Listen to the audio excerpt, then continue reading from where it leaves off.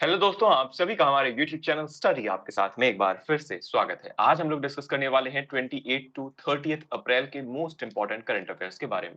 इस particular series में हम लोग डिस्कस कर रहे हैं मध्य प्रदेश, इंडिया और वर्ल्ड की मोस्ट इंपोर्टेंट न्यूज। साथ ही साथ ये पूरी करंट अफेयर सीरीज आपको different competitive exams like MPPSC, SSC, police exam या रेलवे एग्जाम या जितने भी कॉम्पिटिटिव एग्जाम्स हैं जिनमें करंट अफेयर्स एक महत्वपूर्ण सब्जेक्ट हो या ऐसे एग्जाम जिनमें करंट अफेयर्स आता हो, ऐसे सभी एग्जाम्स में ये पर्टिकुलर सीरीज आपके लिए बहुत ही ज्यादा बेनिफिशियल होने वाली है। तो अगर आपने इस पूरे अप्रैल मंथ का करंट अफेयर्स कवर नहीं किया है, तो आप हमारे यूट्यूब चैनल की प्लेलिस्ट सेक्शन में जाकर पूरे अप्रैल मंथ का करंट अफेयर एक साथ कवर कर सकते हैं। साथ ही साथ आप पिछले जितने भी करंट अफेयर्स अगर आपने कवर नहीं किए हैं, तो उन करंट अफेयर्स को भी आप चाहें तो कवर कर सकते हैं और पीडीएफ आपको हमारे टेलीग्राम ग्रुप स्टडी आपके साथ में मिल जाएगी। तो बिना टाइम वेस्ट किए बात करते हैं आज की फर्स्ट न्यूज के बारे में। आज की हमारी फर्स्ट न्यूज है नवरत्न स्टेटस से रिलेटेड। हाल ही में दो कंपनियां जिनका नाम है इरेडा और हुडको, इन दोनों कंपनियों को गवर्नमेंट के द्वारा नवरत्न स्टेटस यानी नवरत्न दर्जा दिया गया है। एज इट इज इंपॉर्टेंट है, ध्यान रखना है आपको। तो सबसे पहले तो आपको सबसे ज्यादा इंपॉर्टेंट क्या है, तो आपको इन दो कंपनियों का नाम याद होना चाहिए। एक है इरेडा, एक है हुडको। ठीक है।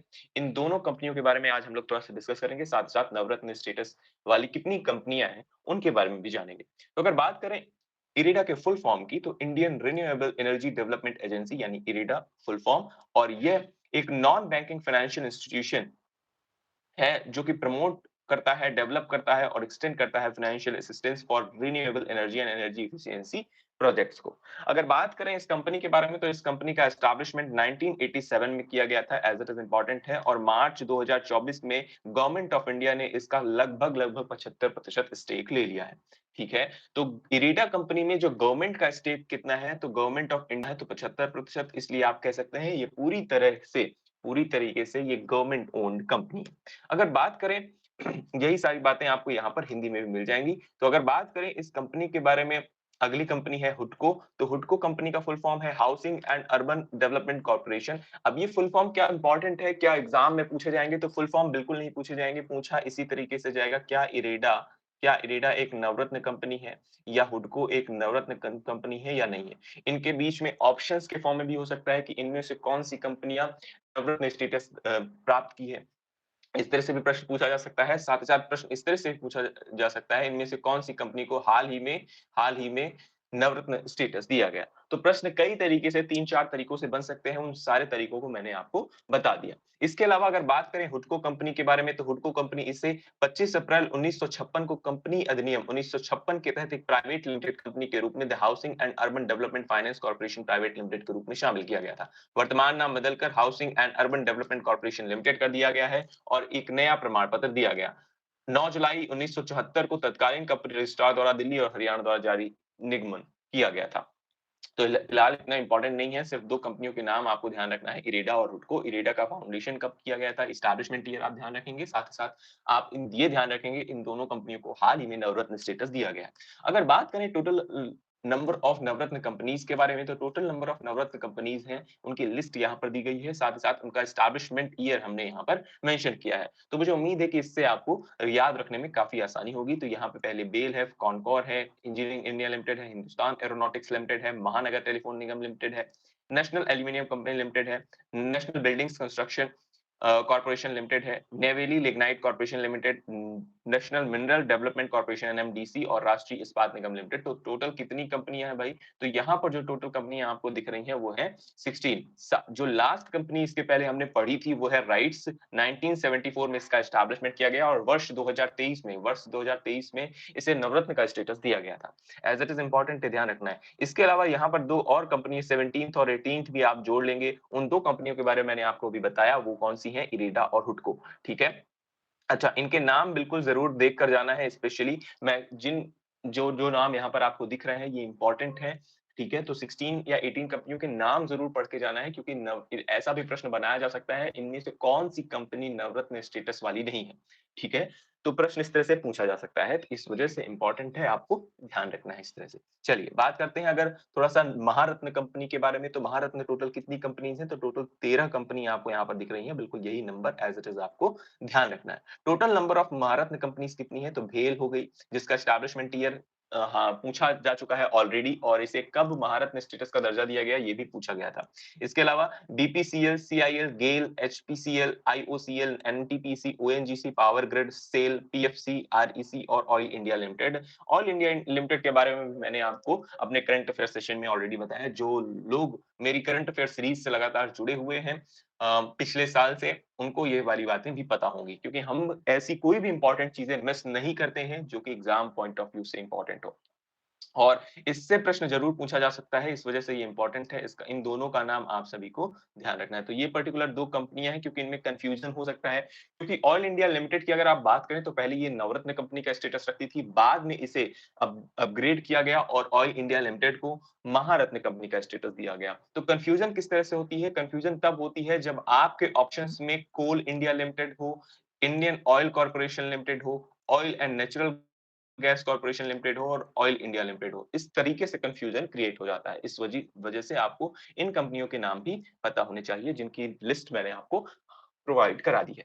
तो बात करते हैं total number of Navratna companies total कितनी हो गई है? 18 हो गई हैं नवरत्न और 13 है महारत्न कंपनी। चलिए, फिलहाल बात करते हैं अगली इंपॉर्टेंट न्यूज़ के बारे में। अगली इंपॉर्टेंट न्यूज़ है, चाइना ने हाल ही में लॉन्च किया है शेंजाओ 18 मिशन। अगर बात करें इस पर्टिकुलर शेंजाओ मिशन की, तो ये शेंजाओ 18 अंतरिक्ष यान, जिसे दिव्यपोत के रूप में भी जाना जाता है, 3 अंतरिक्ष यात्रियों की एक टीम को चीन के शेंजाओ 18 मिशन के हिस्से के रूप में लॉन्ग मार्च 2F रॉकेट पर लॉन्च किया गया।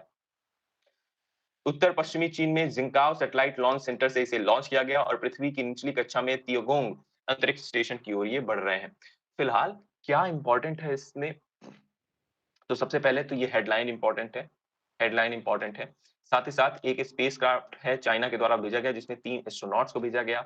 अब चाइना का जो लोअर अर्थ ऑर्बिट में उपस्थित एक स्पेस स्टेशन है, जिसका नाम है तियागोंग, ये आपको ध्यान रखना है।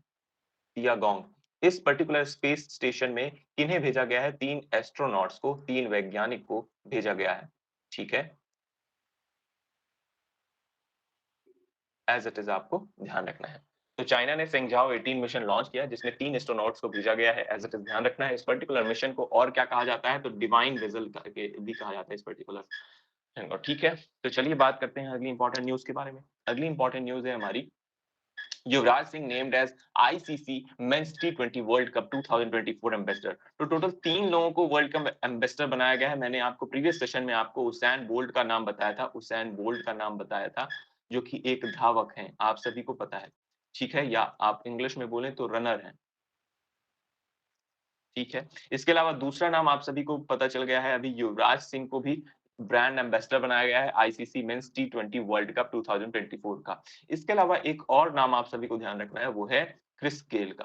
क्रिस गेल का। ये दोनों बैट्समैन हैं, ये दोनों बैट्समैन हैं। क्रिस गेल वेस्ट इंडीज के खिलाड़ी थे, पूर्व खिलाड़ी थे, और युवराज सिंह भारत की टीम की तरफ से खेलते हैं। ये जो इमेज आपको दिख रही है, ये वर्ल्ड कप 2011 की है। ठीक है? जिसमें युवराज सिंह ने बहुत अच्छा रन स्कोर किया था।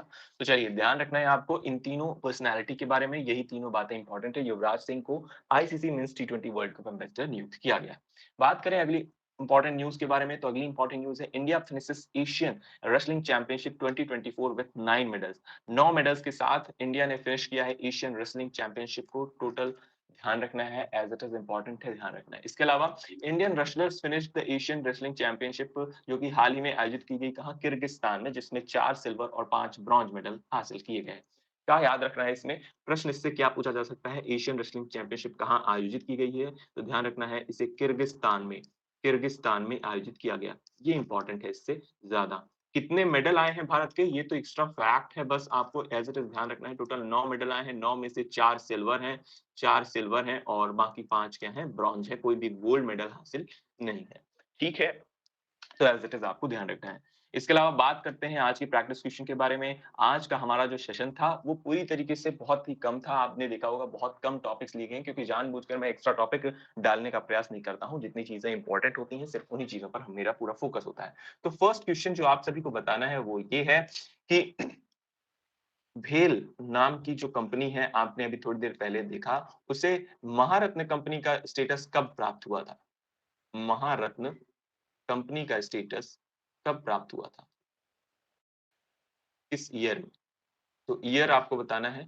सेकंड इंपॉर्टेंट क्वेश्चन आपका है, ईशान प्रोजेक्ट किस सेक्टर से रिलेटेड इस प्रोजेक्ट है, सेक्टर आपको बताना है। इसके अलावा आपको ये भी बताना है ईशान का फुल फॉर्म, साथ-साथ वन एयर स्पेस का सेंटर कहाँ है? वन एयर स्पेस का सेंटर कहाँ होने वाला है, उसके बारे में आपको कहाँ लिखना है, कमेंट सेक्शन में बताना है। मुझे उम्मीद है कि आपको ये पूरा सेशन पसंद आया होगा और आप पूरे मंथ का करंट अफेयर्स ज़रूर आपने कवर किया होगा और इस सेशन को आप अपने different social media platforms like Instagram, Telegram और फेसबुक जैसे प्लेटफ़ॉर्म्स पर ज़रूर शेयर करेंगे, अपने उन साथियों तक पहुँचाएँगे जिन्हें इनकी ज़रूरत है। साथ ही साथ इस पूरे सेशन की पीडीएफ आपको इस पर्टिकुलर टेलीग्राम ग्रुप जिसका नाम है स्टडी आपके साथ में मिल जाएगी। मुझे उम्मीद है कि आपको सारी चीज़ें समझ में आई होंगी, फिर भी कहीं पर भी किसी भी तरह का डाउट है तो आप यूट्यूब के कमेंट सेक्शन में या फिर इन सोशल मीडिया प्लेटफ़ॉर्म्स पर मुझसे ज़रूर चर्चा या डिस्कस कर सकते हैं। हम लोग फिर से मिलेंगे अपने नेक्स्ट लेक्चर में, तब तक के लिए आप सभी अपना ख्याल रखिए और सबसे इम्पोर्टेंट बात मुस्कुराते रहिए। Thank you, Tata, bye-bye.